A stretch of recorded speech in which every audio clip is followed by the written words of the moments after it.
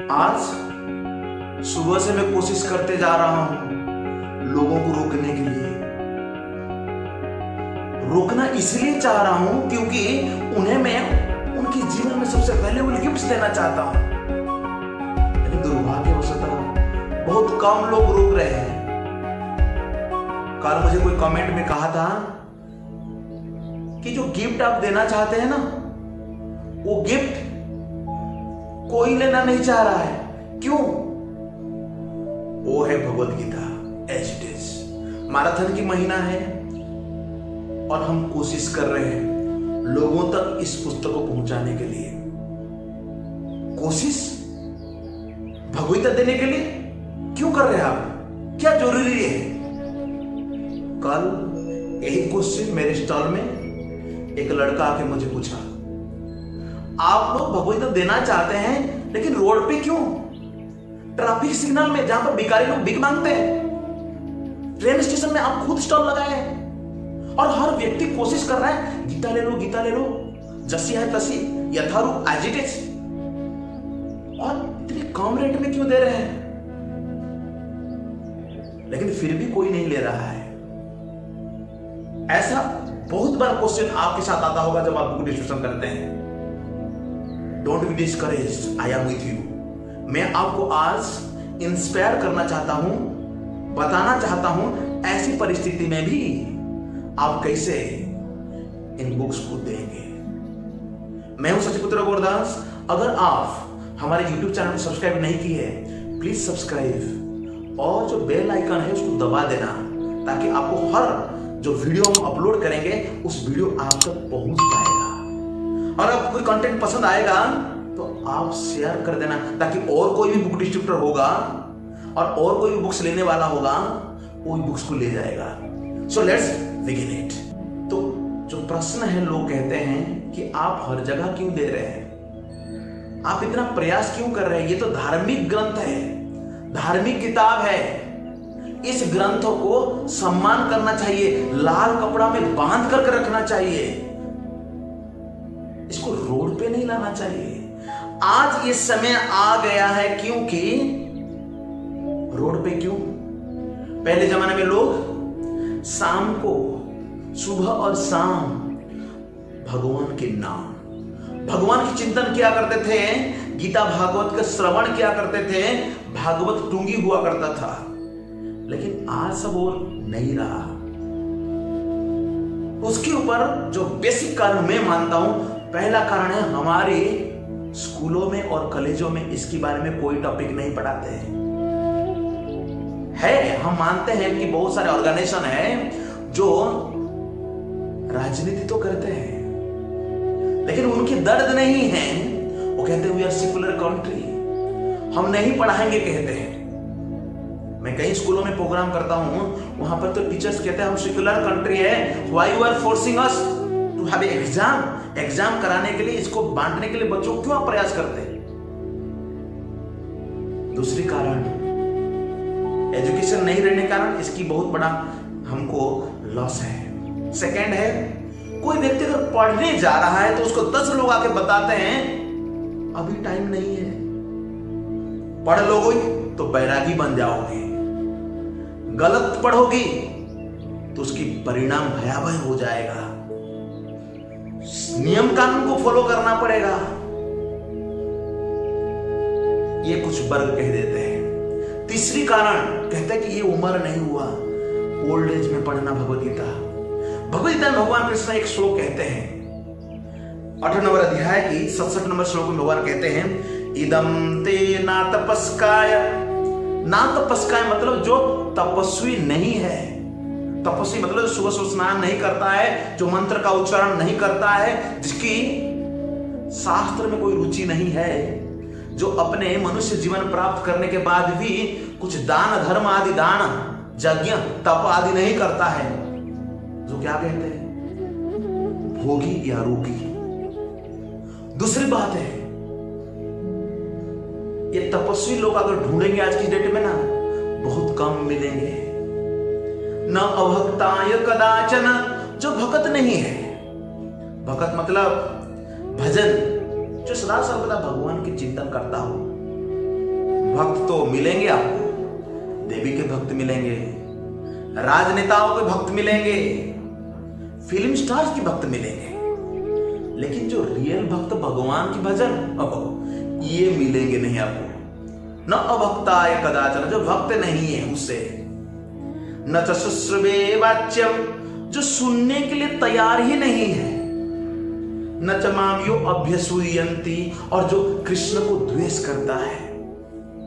कृष्ण को द्वेष भी करते हैं लोग, कृष्ण के अगेंस्ट भी बात करते हैं। हाँ, ऐसे लोगों के बारे में भगवान गीता में 7 नंबर अध्याय के 15वें श्लोक में भगवान कहते हैं, न माम दुष्कृतिनो मूढ़ा प्रपद्यन्ते नर अधमः माया अपहृत ज्ञानम आसुरीं भाव आश्रितः।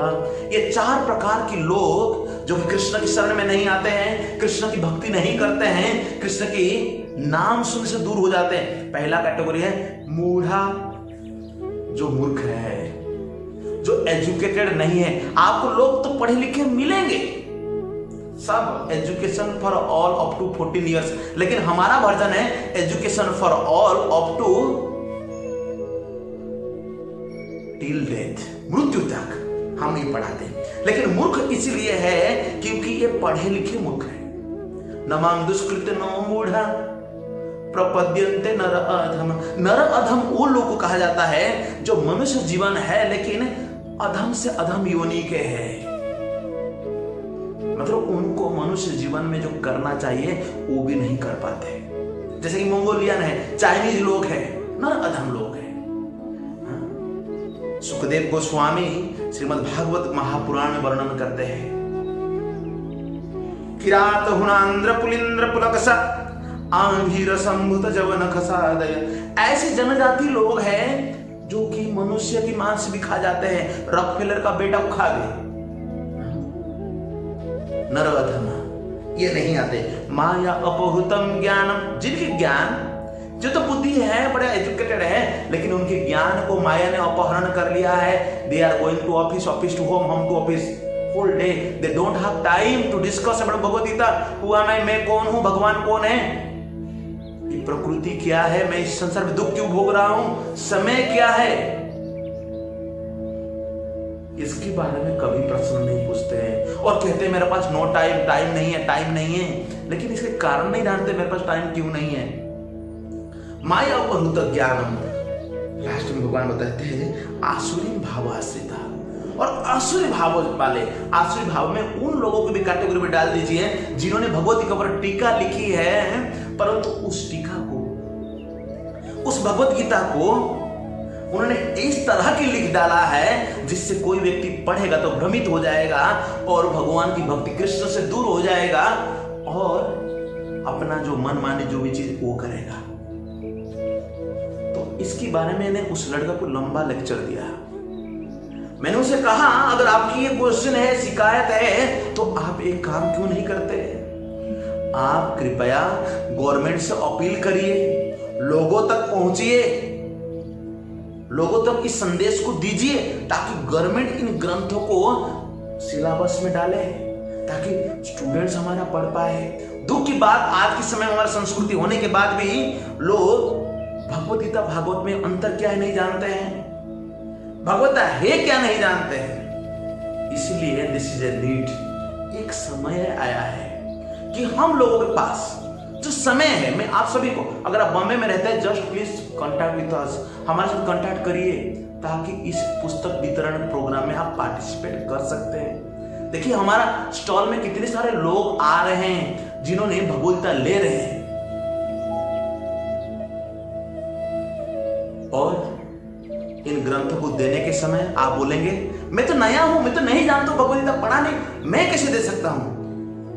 इसके लिए सबसे आसान तरीका है, ये जो भगवद गीता है, इस भगवद गीता को आप क्या करना, एक श्लोक पढ़ना। कितना? एक श्लोक पढ़ना और उस श्लोक को प्रयास करना, उसमें जो शब्द है उस शब्द अर्थ को समझने के लिए, और उसमें जो तात्पर्य लिखी हुई है, इस तात्पर्य कुछ अगर अच्छा पॉइंट है उस पॉइंट्स को आप मार्क डाउन कर लीजिए। जो भी लोग अगर सुबह 2 श्लोक आप पढ़ते हैं, जो भी लोगों को मिलते हैं दिन में 2-3 घंटा, हर व्यक्ति को, और आप देख सकते हैं यहाँ पर एक मार्किंग है ये, इसी को आप रख दीजिए इसी, और उसी पेज को ही उठाना और उसी के बारे में बताना। आप देखेंगे कुछ दिनों में आप कुछ श्लोकों को भी याद कर लेंगे, कुछ तात्पर्य को भी याद कर लेंगे, और उसमें जो अच्छे पॉइंट्स हैं उसको रिलेट करना। जैसे आज के समय बहुत सारी समस्या है, देयर आर सो मेनी समस्या, हर समस्या का समाधान भगवत गीता में उपलब्ध है। आप बोलेंगे यार क्या मैथमेटिक्स में जो समस्या है उसका, वैसा नहीं, टेक्निकलिटी नहीं, लाइफ बेस्ड जो समस्या है, हमारा जो प्रॉब्लम्स है लाइफ में, हम आज के polluted area, polluted air, polluted water, हर एनवायरमेंट पूरा पोल्यूटेड हो चुका है। लोगों को समझ में नहीं आ रहा है, पीपल्स लिविंग लाइक एनिमल्स, लोग तो भूत पिशाच जैसे घूम रहे हैं। बहुत सारी समस्या लोग फेस कर रहे हैं। उस समस्या के बीच में भी हाउ टू स्टडी, स्थिर कैसा बनना है, ये वो सीख सकते हैं, उनका जीवन सुधर सकता है। तो इसलिए मैं आप सभी को आग्रह करता हूं, इस समय प्रचार करिए, और आपके पास कोई धन है तो प्लीज कंट्रीब्यूट फॉर दिस विद्यादान। विद्यादान के लिए भी आप कुछ दान दे सकते हैं। और आपकी फोन है तो जस्ट मेक ए कॉल, किसी को बताइए। अगर कोई चाहता है तो कोई ग्रंथ अपने लिए या अपने फ्रेंड्स के लिए या अपने जो भी बिजनेस पार्टनर, कोई भी उनका वहां तक पहुंचने के लिए मदद करिए। बी लाइक हनुमान, जैसे हनुमान ने मेडिसिन लेके आए थे, उसी तरह be like Hanuman to take this Bhagavad Gita and help your friends and relatives to get this Bhagavad Gita. तो रोज मैं आप सभी के लिए एक वीडियो ले आऊंगा। अगर आपको कोई क्वेश्चन है भगवद गीता रिलेटेड में, और कोई क्वेश्चन मुझे पूछा था, भगवद गीता प्राइस आप 150 रुपया क्यों रखे हैं, 150 या 40 क्यों रखे हैं इतना, आपको 35 और 40 रुपये या 50 रुपये फ्री में दे देना चाहिए। हाँ, कई जगह में फ्री में भी दी जा रही है, कई जगह ओनली प्रिंटिंग कॉस्ट दिया जा रहा है। अगर इतनी बड़ी बुक्स को आप मार्केट में खरीदेंगे तो 300 to 400 रुपीज पे करेंगे, लेकिन आपको भक्त लोग ओनली प्रिंटिंग कॉस्ट में दे रहे हैं। और कई जगह में हम कोशिश कर रहे हैं, क्योंकि इसका जो प्रचार किया जा रहा है लोगों तक पहुंचने के लिए हम कोशिश करते हैं ताकि फर्दर प्रिंटिंग हो पाए। गवर्नमेंट कोई सब्सिडी नहीं देता हमको, लेकिन फिर भी हम कोशिश कर रहे हैं। आज बीबीटी दुनिया में पहला नंबर आ गया है बुक्स को, आध्यात्मिक या स्पिरिचुअल बुक्स को देने के लिए, तो हम देना चाहिए। Thank you. जो आपकी प्रश्न था कि कोई नहीं लेता और कोई रुक भी नहीं रहा है, don't worry, people should stay and they will take the books. Thank you very much. जय श्रील प्रभुपाद की जय। हरे कृष्ण।